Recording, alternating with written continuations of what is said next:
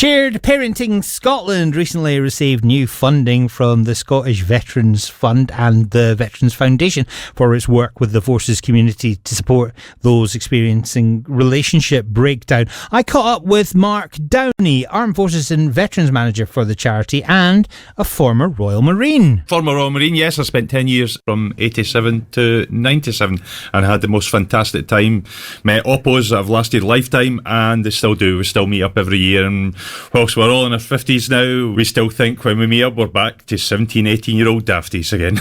And you continued in uniform after that? I did, yeah. I moved, it was a quite slick transition. I moved from the Royal Marines and almost immediately straight into the police. It was Lothian and Borders Police at the time. How did you get involved with Shared Parenting Scotland? I was separated, and it was a bit of acrimonious separation, so I was having problems seeing my children. So I got literally dragged along to a support group meeting. At that time it was called Families Need Fathers Scotland. Me being a big ex-Marine and police officer, I'm not speaking to strangers, I'm not going to tell them all my personal stuff.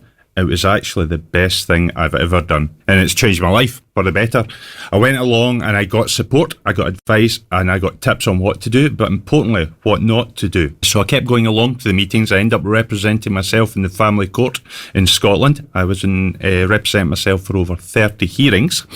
And when I was going to the meetings that were held every month across the country, I went to the Edinburgh one. I found instead of getting support and advice, I was actually giving them support and advice. So I kept going back basically as a volunteer. I was quite fit at the time, so I raised money for the charity to do marathons and Ironman triathlons.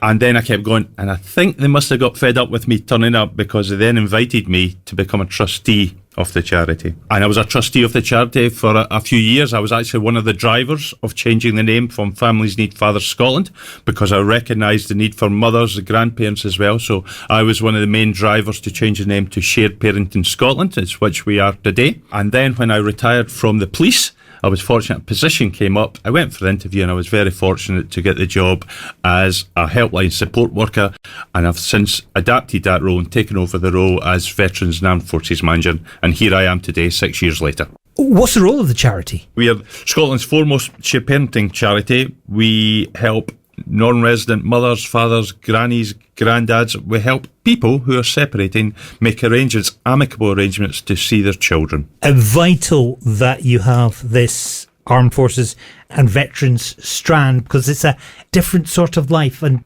different issues. 100%. Again, I'll refer back to my experience, and both the military and the police is very similar. You spend a lot of time away from home with different people, and separation is quite rife in those environments.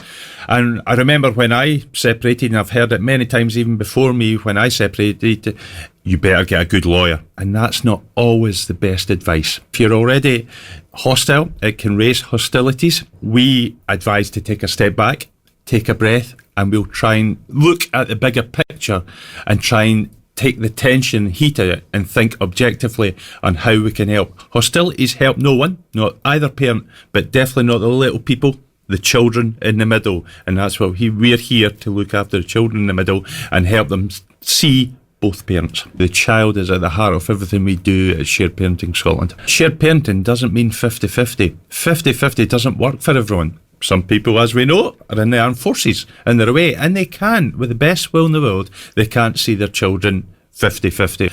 But success for me means children having contact with both parents, whatever that looks like in their own individual situation. You do hold regular meetings where people come along and get advice? Yeah, we hold meetings around the country. Glasgow, Edinburgh, Dundee and Aberdeen. And we also hold an online meeting for people who are abroad or in the forces or even the islands of Scotland. So we'll have a cover-all for that.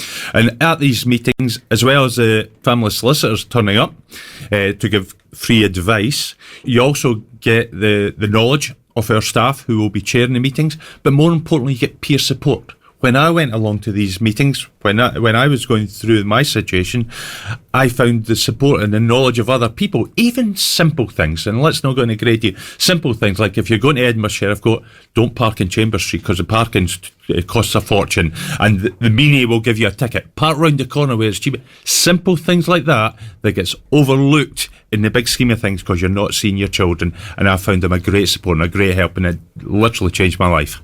That's Mark Downie, Armed Forces and Veterans Manager for Shared Parenting Scotland. There's more at sharedparenting.scot. In the next few weeks, we'll find out more about the charity and indeed about this new funding that they've received. There's a wee video on the BFA Scotland Facebook page.